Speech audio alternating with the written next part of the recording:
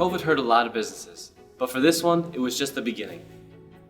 Masks by Amanda was started in a basement by a stay-at-home mother who wanted to pay off some student loans and give themselves some extra spending money during the pandemic.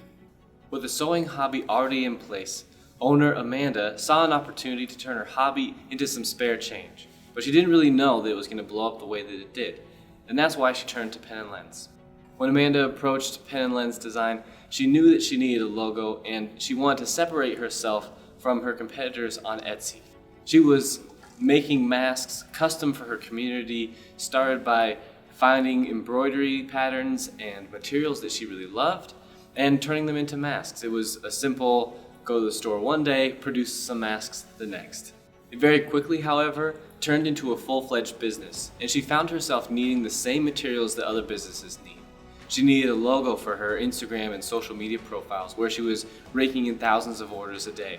She needed materials that she could put into her delivery boxes so that people knew that they were her masks, or that she could embroider on those masks so that there was some branding and some loyalty that got built up through that customer base. Since there were already thousands and thousands of people making masks, Amanda had been on that curve right at the beginning, so she had this foothold in the market that she wanted to maintain, and she knew that a good visual identity could do that. With sewing in mind as the brief, and this soft entry point, this really personalized entry point, being Amanda, this business front, we wanted to approach this and give it that sort of same feel, that same flair, so that when customers received her products and when customers interacted with her brand, that it felt like they were talking to Amanda, who's this very heartwarming, heartfelt person, and a brand is the extension of her. Thinking about the embroidering process, we also wanted to make sure that if she wanted to put this on other apparel, that it would be really easy to do. So with that in mind, we didn't want to have small letter forms or small lines or small details that would get caught up in the sewing and get bound in that sewing and embroidery process. And so we made this monogram, this MA monogram, based off of this grotesque typeface, the sans serif grotesque. From there, I manipulated it to make it really custom, and we built the letter forms to be together so it forms this really nice gestalt, and customized how the serifs are working so they curve in places and softer out on some other places, and that gives it a real approachability that otherwise sans serif grotesque typefaces tend to lack. So the monogram was quite large and could be scaled up to be really large, or it could be scaled down to be really small, and it wasn't going to lose any of its prowess, right? It fit really well on her Etsy profile, and it was going to work really well on her Instagram account, those places that are driving her the most traffic. It was also going to be embroidered, which we wanted to make sure was going to serve her brand and her purpose really well.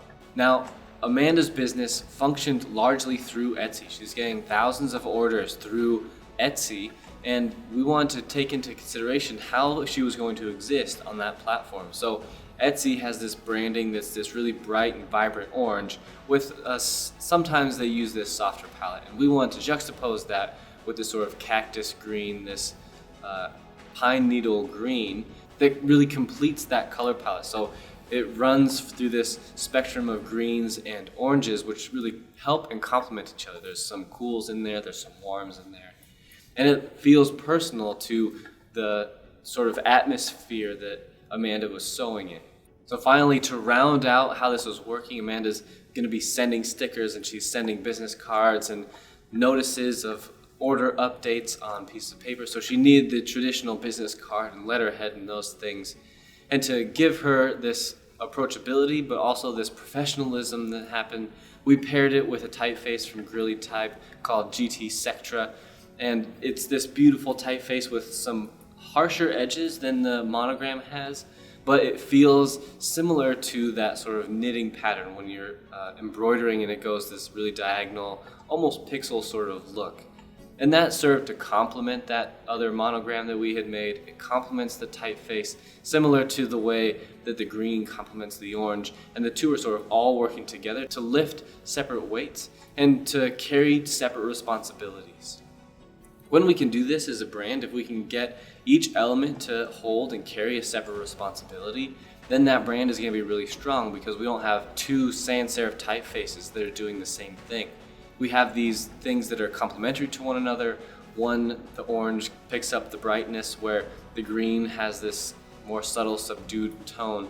The sans serif monogram, this approachability, where the type that fits in letterheads and large bodies of text has this nice readability to it and seriousness to it. Those types of things really round out a brand for Masks by Amanda.